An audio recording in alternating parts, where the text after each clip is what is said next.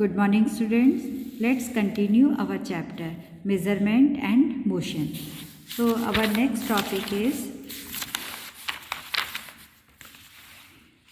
using meter scale to measure length correctly. Okay, so it is important that the measurement is done correctly. Okay, so it is very important that the measurement is done correctly. So there are three possible errors which may occur while using a meter scale. So there are three possible errors which may occur while using a meter scale. जब हम metre scale से measurement करते हैं तो उसमें three possible errors आने की possibility होती है. कैसे कौन कौन से पॉसिबल एरर्स हैं? Proper placement of scale, parallax error and in case of damage and zero mark of the scale. Okay, so proper placement of scale, देखो करेक्ट और this is incorrect. This is the correct way to measure it, ठीक है, and this is the wrong way. So proper placement of scale. तो if the scale is not place exactly along the length being measured, a wrong reading will be obtained. Okay, so it is therefore necessary that the scale is placed exactly along the length being measured. Okay, so this is the correct way to measure the length. Now second error is parallax error. Parallax error, see the diagram. देखो parallax error, देखो an error can occur due to the wrong position of eye. तो parallax error में क्या होता है? An error that occur due to the wrong position of an eye while making the reading. ठीक, this error is called parallax error. तो this error can be avoided by placing the object in such a way that the eye is exactly, okay, eye is exactly above the point where the measurement is to be taken. तो आई को अपनी बिल्कुल correct position पे रखना. जैसे यहाँ पे आप इसमें फिगर में देखिए, देखो दिस इज़ द करेक्ट वे. जहाँ पे आप रीडिंग ले रहे हो बिल्कुल वहाँ पे अपनी आई से आप इसको देख रहे हो. ठीक है, अगर आप इसको डायगनली देखोगे तो मेजरमेंट में क्या आ जाएगा? एरर आ जाएगा. Okay, so this is called the parallax error. तो पैरेलैक्स एरर मतलब होता है an error can occur due to the wrong position of I.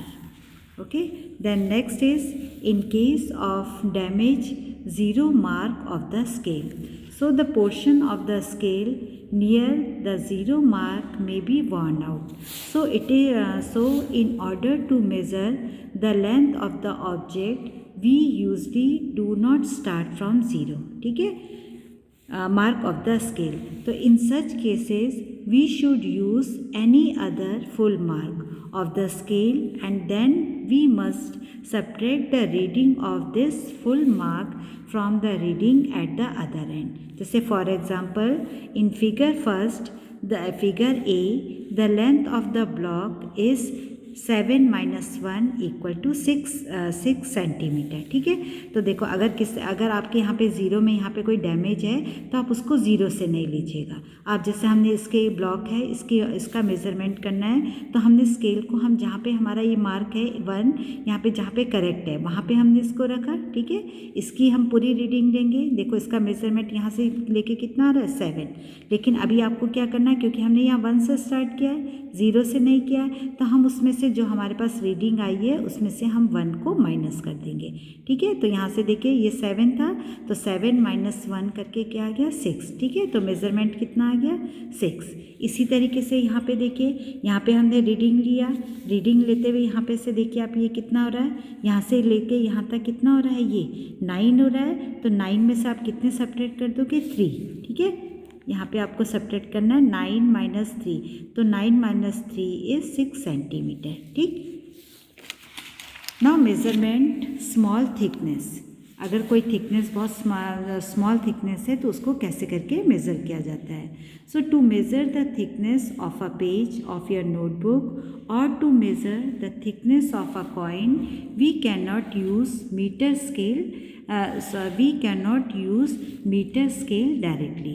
Then how do we measure small such thickness? So this is shown in the following activity. So see activity 4. Activity 4 is to measure the thickness of a page of a book. ठीक है, आपको क्या करना है कि book की thickness को measure करना है. Materials required a thick book and a scale. Then procedure क्या है? Count the total pages of the book. First we count the total number of pages of the book. Then measure the, जैसे यहाँ पे आपके पास बना है, then measure the total thickness of these pages with a scale. Now note your observation. ठीक है, तो observation में क्या है? Total number of pages you have to count, then total thickness of book with the help of scale. ठीक है, scale से क्या ना आपको मेज़र करना है. Then find the thickness of page. तो thickness of page equal to total thickness of book, जो आपकी टोटल थिकनेस आई है स्केल में, divided by the total number of pages. ठीक है, then you get the thickness of page. ठीक है, तो student this is your homework. Okay, आप क्या करना, कोई भी बुक लेना, ठीक है, उसमें total number of pages count करना, फिर उसकी थिकनेस देखना और फिर वन पेज की थिकनेस को निकालना. ठीक है, तो ये थिकनेस निकालने का ये आपके पास एक फार्मूला है. तो इस एक्टिविटी को आप लोग करोगे. ठीक, in the same way you can also measure the thickness of coin. जैसे आपने पेज की थिकनेस निकाली है, उसी तरीके से आप कॉइन की थिकनेस को भी निकाल सकते हैं. Okay, now measuring the length of a curve line. जैसे अगर आपके पास इस तरीके की कर्व लाइन है तो आप उसको किस तरीके से मेज़र करोगे. तो this can be done using a thread. तो उसको कैसे करके मेज़र करेंगे? Using a thread. थ्रेड से मेज़र करेंगे. Now see the activity 5. Aim to measure the length of a curve line. आपको कोई कर्व लाइन दी है, जैसे कर्व लाइन है, इस कर्व लाइन को आपको मेज़र करना है. तो आप उसको कैसे करके करेंगे? देखो, materials required, a thread, a scale. Okay, अब इसका प्रोसीजर देखिए किस तरीके से यहाँ पे देखो फिगर में बना भी है. ठीक है, ये कर्व लाइन है आपके पास. ठीक है, अब आपको इसको मेज़र करना है, तो आप इसको किससे मेज़र करोगे? थ्रेड से. तो आपको प्रोसीजर में क्या है, सबसे पहले क्या करना है? Put a knot near one end of a thread. ठीक है, यहाँ पे एक नॉट लगा देंगे. Then place the knot at the beginning of the line. जैसे फिगर में बना है, यहाँ पे आप इसको रखेंगे and press it with your thumb. Then place a portion of the thread along the curved line and press it with your finger. तो इस तरीके से इसको मेज़र करते रहेंगे. जैसे इतना मेज़र किया, फिर इसको थंब से इसको प्रेस कर दिया. ठीक है, फिर आगे की मेज़रमेंट देखी, फिर इस तरीके से इसको पूरा मेज़र किया. फिर place a portion of the thread along the curved line and press it with your forefinger. Then keeping your finger pressed, move the thread along same more portion of the line. इसी तरीके से उसको लेते हुए आगे बढ़ेंगे.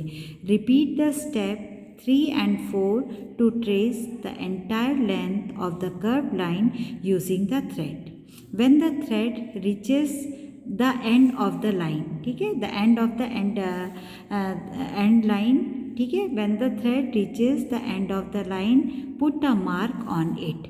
Okay, and then stretch out the thread on a scale. इस तरीके से रखेंगे and measure its length. Okay, as shown in figure B. So observation and conclusion. The length of the given curved line has been measured and it has been found to be.